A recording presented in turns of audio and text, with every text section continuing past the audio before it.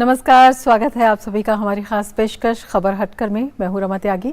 खबरों की भागदौड़ में कुछ ऐसी दिलचस्प, समाज को आईना दिखाने वाली और हम सबका मनोबल बढ़ाने वाली खबरें अक्सर छूट जाती हैं। इसीलिए हम ये खास कार्यक्रम लेकर आते हैं आपके लिए। तो चलिए तैयार हो जाइए अगले आधे घंटे तक लीक से हटकर कुछ ऐसी ही खबरें देखने के लिए। शुरुआत करते हैं हेडलाइंस के साथ।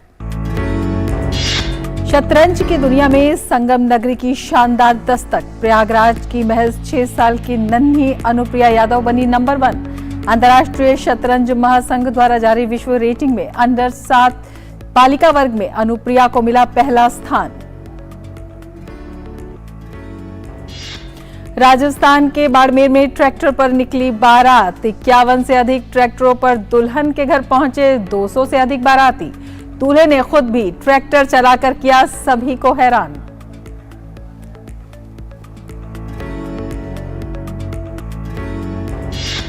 हिमाचल प्रदेश में युवा नई तकनीकों से कर रहे हैं कृषि और बागवानी। मशरूम की खेती करने वाले युवाओं की बढ़ रही है तादाद। प्रतिवर्ष 35 से 40 लाख रुपए की कर रहे हैं कमाई।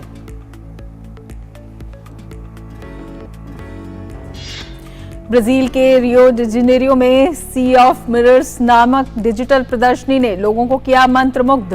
प्रदर्शनी में दर्पण और क्रिस्टल के साथ खेल का भी दर्शकों ने लिया आनंद।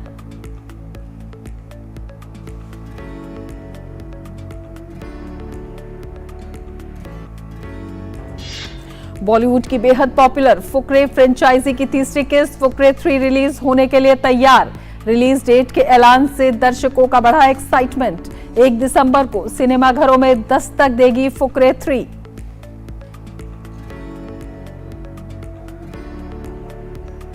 और अब शुरुआत से देखते हैं खबरों को। सबसे पहले खेल खेल में क्या कुछ है खास अलग, ये देख लेते हैं।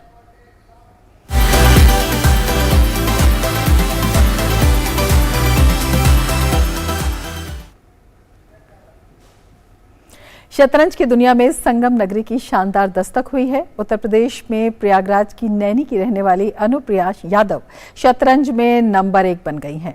अंतर्राष्ट्रीय शतरंज महासंघ ने जून के महीने की रैंकिंग जारी की, जिसमें विश्व रेटिंग में अंडर 7 बालिका वर्ग में अनुप्रिया को पहला स्थान मिला।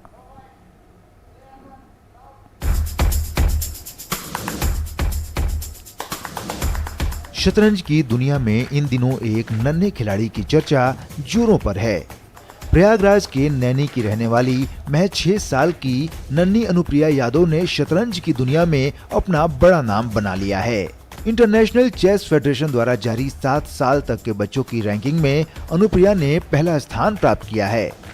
जिस उम्र में बच्चे गुड्डे गुड़ियों और खिलौनों से खेलते हैं, उस उम्र में अनुप्रिया शतरंज की बिसात पर जिस तरह की चाल चलती हैं, वे बड़े बड़े दिग्गजों को भी हैरान कर देती हैं। छोटी सी उम्र में ही अनुप्रिया ने कई ट्रॉफियां अपने नाम कर ली हैं। नन्ही शतरंज खिलाड़ी अनुप्रिया ने शतरंज की बारीकियों को अपनी मां और अपनी बहन से सीखा है। पापा से सीखते सीखते फिर मैंने आगे दीदी से सीखा और दीदी जो सिखा दी थी वो मैंने कैच कर लिया। फिर जहाँ भी टूर्नामेंट्स होते थे सबसे बेटर डिस्ट्रिक्ट खेला, उसमें पोजीशन नहीं आती थी। तो उसके बाद जब मैं खेलना स्टार्ट की तो मेरी पोजीशन नहीं आई शुरू में। फिर जब आने लगी तो मैं बहुत खुश होती थी। सिर्फ अनुप्रिया ही नहीं, बल्कि उनकी बड़ी बहन भी एक अंतर्राष्ट्रीय स्तर की शतरंज खिलाड़ी हैं। वे हाल ही में नेपाल में आयोजित अंडर 16 अंतर्राष्ट्रीय शतरंज टूर्नामेंट में स्वर्ण पदक जीत कर लौटी हैं। नेपाल में इंटरनेशनल टूर्नामेंट खेला है, जिसमें मेरी अंडर 16 गर्ल्स में फर्स्ट पोजीशन आई। बचपन से मुझे चेस बहुत पसंद था और जब मुझे टूर्नामेंट्स के बारे में पता चला तो पापा ने फिर वहाँ पे ले गए पापा, और वहाँ पे मेरा पहली बार में पोजीशन आ गई। अनुप्रिया को बचपन से ही अपनी बहन से शतरंज सीखने और खेलने का माहौल मिला। बेटियों की सफलता पर पिता शिव शंकर यादव को नाज है। उनकी कोशिश यही है कि अपनी बेटियों को वे ऐसा माहौल दें जिनमें वे शतरंज के क्षेत्र में और आगे तक जा सकें। बहुत अच्छा लग रहा है, बयान नहीं कर सकता हूँ। अंदर अंदर मतलब इतना फीलिंग हो रहा है, अच्छा लग रहा है कि कभी कभी तो अकेले में ऐसा लगता है कि बैठ के रोऊं कि मैं ये सब मेरी बच्चियों ने मेरा इतना नाम रोशन कर दिया कि लोग इनके नाम से मुझे अब जानने लगे हैं। अपनी कोशिश रहती है कि इनको जितने से अच्छे से टूर्नामेंट खिला सकते हैं खिला दें, और जितना आगे बढ़ सकती हैं उतना बढ़ाएं। होनहार बिरवान के होते चिकने पात।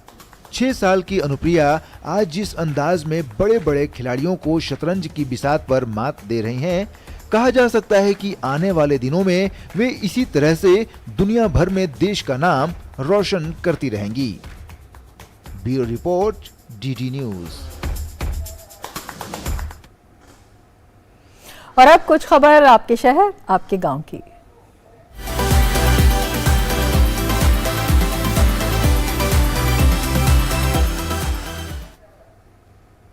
राजस्थान के बाड़मेर में निकली एक शादी इन दिनों सुर्खियों में है। इस शादी में 51 ट्रैक्टरों पर बारात निकली।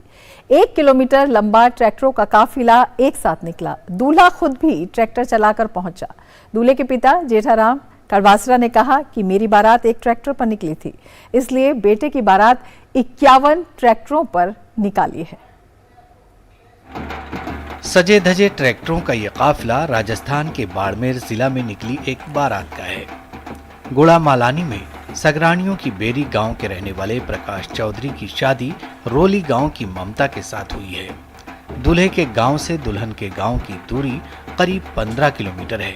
शादी के दिन सुबह दूल्हे के घर से बारात रोली गांव के लिए 51 ट्रैक्टरों पर रवाना हुई। इन 51 ट्रैक्टरों पर 200 से ज्यादा बाराती थे।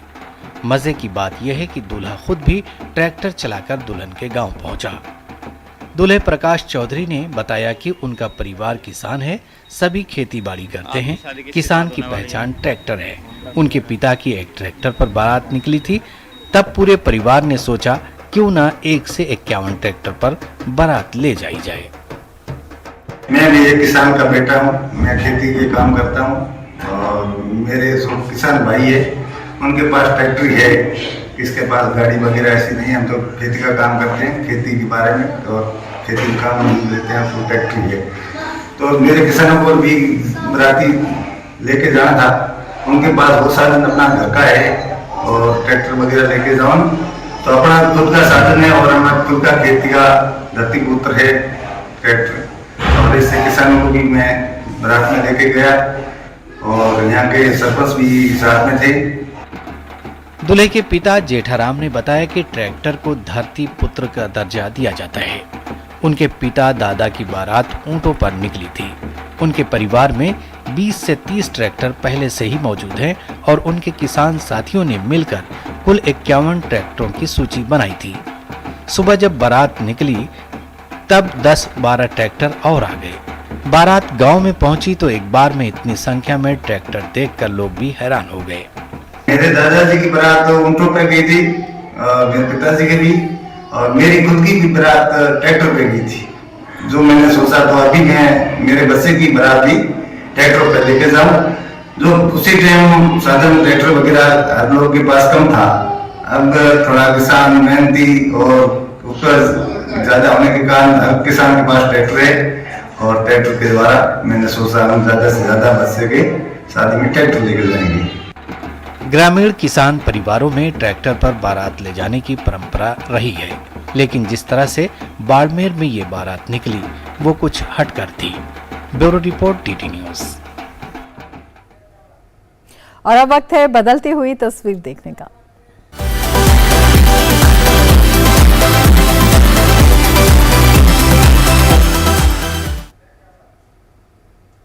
आज के इस वैज्ञानिक युग में जहां देश और प्रदेश विभिन्न क्षेत्रों में नई ऊंचाइयां छू रहे हैं, वहीं कुछ ऐसे युवा भी हैं जो खेतीबाड़ी के व्यवसाय से विमुख होकर सरकारी नौकरी की ओर रुख कर रहे हैं। ऐसे युवाओं के लिए कांगड़ा जिले के प्रगतिशील किसान सुनील दत्त प्रेरणा का स्रोत बनकर सामने आए हैं। सुनील कृषि वैज्ञानिक का सपना छोड़ मशरूम का कारोबार शुरू कर न केवल आत्मनिर्भर बने हैं, बल्कि अन्य लोगों के लिए भी रोजगार का जरिया बनकर सामने आए हैं। हिमाचल प्रदेश की अधिकतर आर्थिकी कृषि क्षेत्र पर निर्भर करती है और ऐसे में केंद्र सरकार ने भी कृषि क्षेत्र को बढ़ावा देने के लिए कई योजनाएं शुरू की हैं। इन योजनाओं और नई तकनीकों से युवा नौकरी के अतिरिक्त कृषि क्षेत्र में स्वरोजगार की ओर बढ़ सकते हैं। कांगड़ा जिले में भी इस तरह का एक उदाहरण देखने को मिला है। जिले के सुनील दत्त ने कृषि क्षेत्र में मिल रहे स्वर्णिम अवसरों का फायदा उठाते हुए नगरोटा सूर्या विकास खंड के तहत अनूही गांव में 12 कनाल भूमि खरीदी। मन में कृषि वैज्ञानिक का सपना संजोने वाले सुनील दत्त ने मशरूम की खेती करने की ठानी। आर्थिक स्थिति की बाधा के चलते उन्होंने बागवानी विभाग से संपर्क कर केंद्र प्रायोजित एकीकृत बागवानी मिशन के तहत वर्ष 2016 में बैंक से 1 करोड़ रुपए का ऋण लिया और धौलाधार मशरूम फार्म खोलकर कारोबार शुरू करते हुए मशरूम व खाद तैयार करने की इकाई स्थापित की। पिछले 6-7 सालों से यहाँ मशरूम की कांगड़ा अनुई में मशरूम की खेती कर रहा हूँ। मैंने 2005 में अपनी एमएससी हॉर्टिकल्चर में उत्तीर्ण की है। उसके बाद मैं 5-6 साल जो है प्राइवेट सेक्टर में काम किया। उसी दौरान बीच में गवर्नमेंट जॉब का भी मौका मिला, लेकिन मेरे प्राइवेट सेक्टर में मैं मशरूम के बारे में उस टाइम तक काफ़ी नॉलेज मेरे को हो गया था। और उसके साथ साथ ही फिर मैंने 2012 में यहाँ कांगड़ा जिला के अनुई गांव में ज़मीन खरीदी, अपने ही इस कमाई से खरीदी। उसके बाद मेरा मेन उद्देश्य था कि मैं अपने एक स्वरोजगार स्थापित करूं और उसके साथ साथ लोगों को भी मशरूम की जानकारी दूं, क्योंकि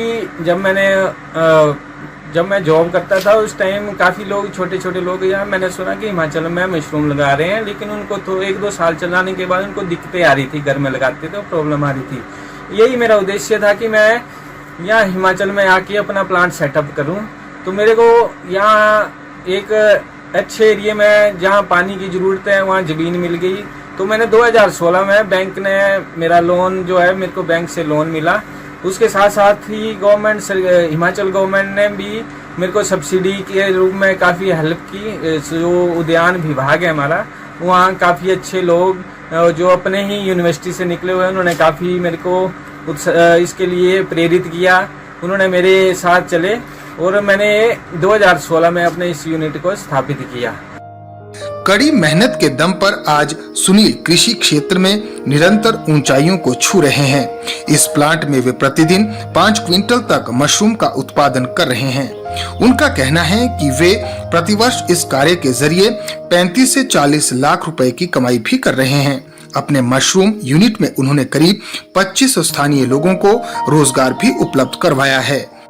100 किलो प्रतिदिन जो है मशरूम की पैदावार से आज मेरी 400 से 500 किलो प्रतिदिन जो है मशरूम की पैदावार है। और ज़्यादातर जो है मशरूम की सप्लाई जो है मेरी जम्मू, पठानकोट, हिमाचल, पालमपुर और यहाँ धर्मशाला जो है यहाँ सप्लाई की जाती है। और इसके साथ साथ ही उससे ज़्यादा जो काम है यहाँ है वो है लोग जो है घरों में जो मशरूम लगाते हैं, खासकर सर्दियों के मौसम में, क्योंकि इसको कम तापमान की ज़रूरत होती है, इसलिए सर्दियों में इसको लोग घरों में लगाते हैं। तो काफ़ी एनजीओ के लोग जो है धर्मशाला और कांगड़ा से मेरे साथ जुड़े हुए हैं, जो 2 बैग से आज वो 200 बैग तक लगा रहे हैं। और वो घर में ही अपना जो है, जो औरतें हैं जिसमें खासकर ज़्यादातर औरतें हैं, और उन्होंने घर में ही वो अपना एक स्वरोजगार करके 40 से 50 हज़ार 2-3 महीने में कमा के खुद ही अपना जीवन जो है अच्छे तरीके से चला रहे हैं। तो मेरा यही मेन उद्देश्य है कि जो लोग हैं, युवा है, इसके साथ जुड़े। एक हमारे लिए एक स्वरोजगार भी है और एक बढ़िया आय का स्रोत भी है लोगों के लिए, और साथ साथ आप किसी और को भी रोजगार दे रहे हैं। तो ज़्यादा से ज़्यादा लोग इसमें जुड़े। विभिन्न कृषि विश्वविद्यालयों से डिग्रियां हासिल करने वाले सुनील दत्त का ये कार्य निसंदेह ही युवाओं के लिए प्रेरणा स्रोत है। यदि युवा अपने ही प्रदेश में नई तकनीकों के जरिए कृषि क्षेत्र को अपनाएं तो वे आर्थिक रूप से जरूर सशक्त होंगे।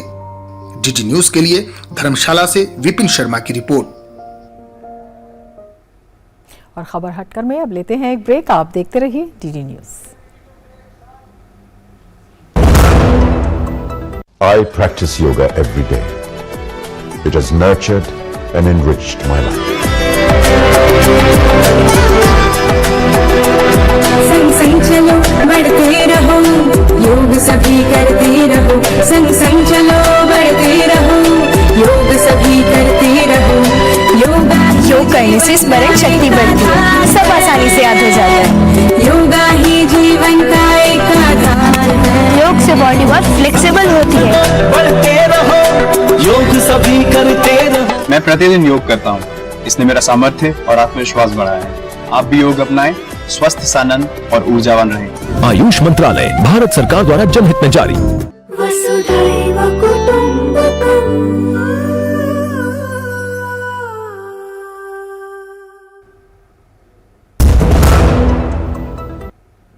ब्रेक के बाद फिर से आपका स्वागत है और अब बात करेंगे पर्यावरण और प्रकृति की दुनिया की।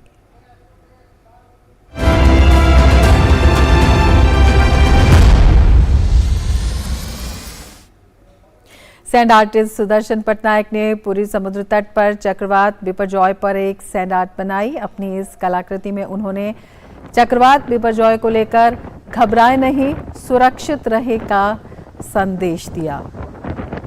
तो अपने आप में इस संदेश का एक अनूठा प्रयास किया गया है, जहां पर बताया गया है कि घबराए नहीं, सुरक्षित रहें, अपना संतुलन और हौसला बनाए रखें। तो पुरी के तट पर ये अनोखी कृति और एक अनूठा संदेश एक अनोखे प्रयास के द्वारा दिया गया है। डोंट पैनिक, स्टे सेफ, ये एक संदेश दिया गया है सुदर्शन पटनायक द्वारा बिपरजॉय को लेकर कि घबराए नहीं, सुरक्षित रहें और अपना संतुलन और हौसला बनाए रखें।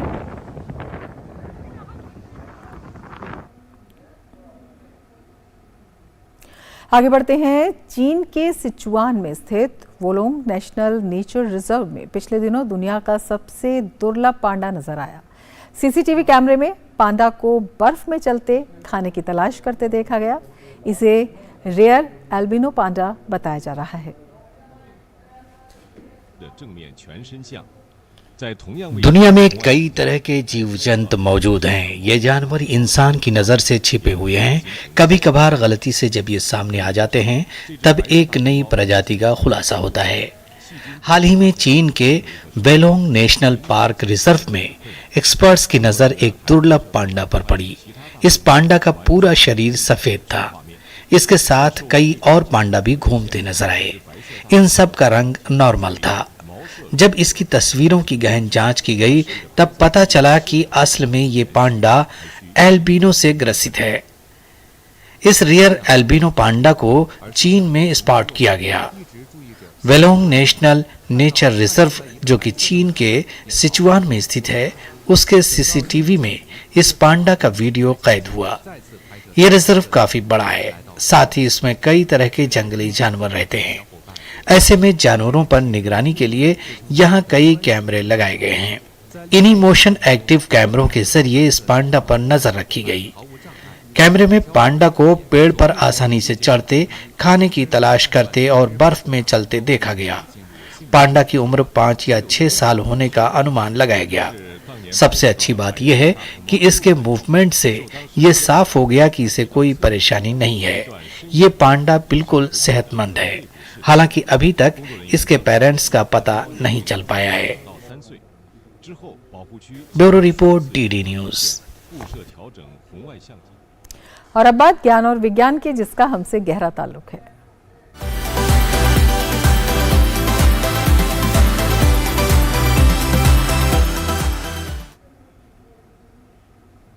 सिक्योरिटी गार्ड हमारे घर और ऑफिस के बाहर तैनात रहकर हमारी डेली सुरक्षा में अहम भूमिका निभाते हैं, लेकिन अब इस महत्वपूर्ण जिम्मेदारी को निभाने के लिए भी रोबोट तैयार हो गए हैं। स्विट्जरलैंड के एक रोबोटिक स्टार्टअप एसेंटो ने खुद से संचालित होने वाला एक 2 पहिया रोबोट विकसित किया है। ये रोबोट सिक्योरिटी गार्ड के रूप में काम करते हैं।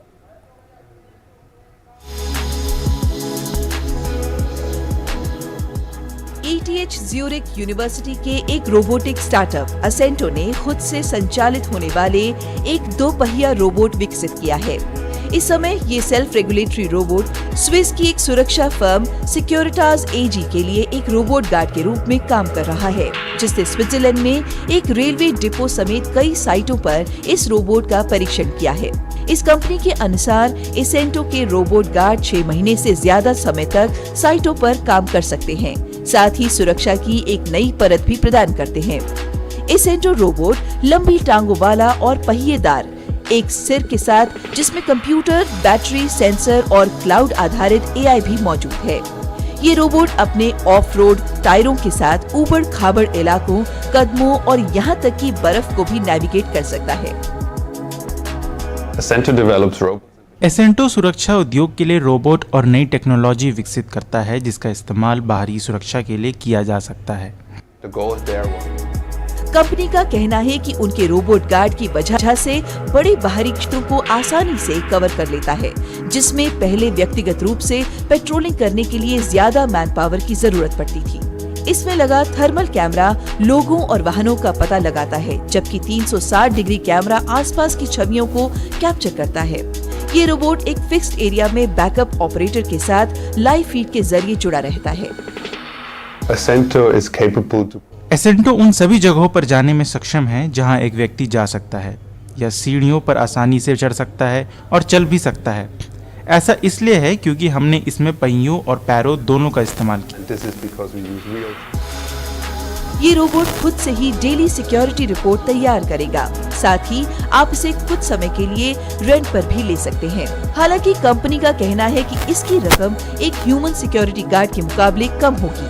ये रोबोट अपने आप में सुरक्षा की दुनिया में एक सराहनीय कदम है। Bureau report, DD news. और अब वक्त है एक ब्रेक का। आप देखते रहिए डीडी न्यूज। योग कर रहे हैं ना, ये भी दुनिया को इंडिया ने दिया है। वाह पापा।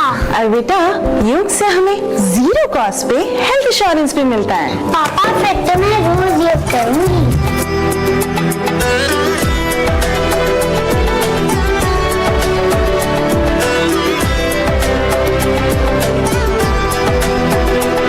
संग संग चलो बढ़ते रहो, योग सभी करते रहो। संग संग चलो बढ़ते रहो, योग सभी करते रहो।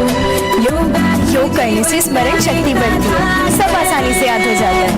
योगा ही जीवन का एक आधार है। योग से बॉडी बहुत फ्लेक्सिबल होती है। बढ़ते रहो, योग सभी करते रहो। आयुष मंत्रालय, भारत सरकार द्वारा जनहित में जारी। वसुधैव कुटुंबकम्।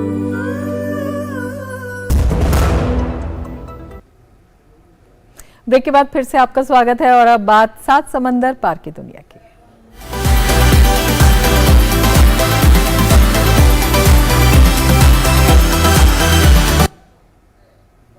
ब्राजील के रियो डी जेनेरियो में लगी सी ऑफ मिरर्स नामक डिजिटल प्रदर्शनी ने लोगों को मंत्रमुग्ध कर दिया। स्क्रीन और दर्पणों पर डिजिटल तकनीक के जरिए मछली, जेलीफिश, कोरल, मिल्की वे, ग्लेशियर और सूर्यास्त जैसी चीजों को प्रदर्शनी में दिखाया गया। इसके अलावा प्रदर्शनी में लोग दर्पण और क्रिस्टल के साथ खेलने का आनंद भी ले सकते हैं। इस डिजिटल प्रदर्शनी ने लोगों को मंत्रमुग्ध कर दिया है, जिसमें दर्पण और क्रिस्टल का अनोखा उपयोग है और ये उपयोग लोगों को मंत्रमुग्ध कर रहा है, लोगों को आकर्षित कर रहा है और चकित कर रहा है। रियो डी जेनेरियो में लगी है अनूठी प्रदर्शनी। और दक्षिण कोरिया के सियोल में म्यूजिक बॉय बैंड बीटीएस की 10वीं वर्षगांठ के अवसर पर पूरा शहर बैंगनी रंग की रोशनी में जगमगा उठा। शहर में Banpo bridge, world cup bridge, Dongdaemun design plaza और लोटे वर्ल्ड टावर सहित अन्य प्रतिष्ठित स्थल बैंगनी रंग में चमक रहे थे। इस अवसर पर म्यूजिक बॉय बैंड बीटीएस के प्रशंसकों की उत्सुकता देखते बन रही थी। बहुत से लोगों ने जगमगाते स्थलों के सामने तस्वीरें ली।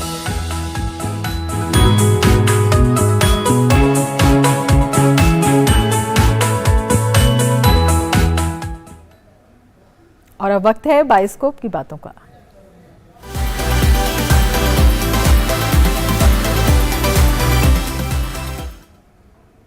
बॉलीवुड की बेहद पॉपुलर फुकरे फ्रेंचाइजी की तीसरी किस्त को लेकर एक एक्साइटिंग अपडेट सामने आया है। मेकर्स ने इस फिल्म के रिलीज डेट का ऐलान कर दिया है।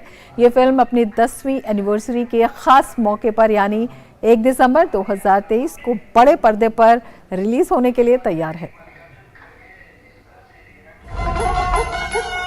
फुकरे और फुकरे रिटर्न्स दर्शकों को बांधने में कामयाब रही और 2013 और 2017 में बॉक्स ऑफिस पर एक हिट फिल्म बनकर सामने आई।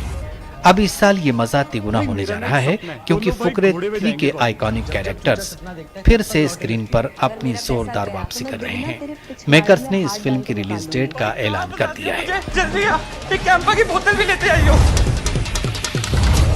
ऋचा चड्ढा, पुलकित सम्राट, वरुण शर्मा, पंकज त्रिपाठी, मनोज सिंह आदि की मुख्य भूमिका वाली ये फिल्म अब अपनी 10वीं एनिवर्सरी को अलग अंदाज में सेलिब्रेट करेगी। रितेश सिधवानी और फरहान अख्तर की एक्सेल एंटरटेनमेंट के बैनर तले बनी ये फिल्म 1 दिसंबर 2023 को रिलीज होगी।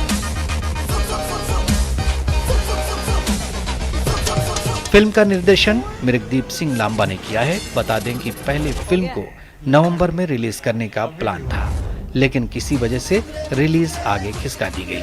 अब इस फिल्म की रिलीज डेट की फाइनल घोषणा से दर्शकों का एक्साइटमेंट बढ़ गया है। Bureau report, DD news. इसके साथ ही खबर हटकर में फिलहाल इतना ही। दीजिए इजाजत, नमस्कार।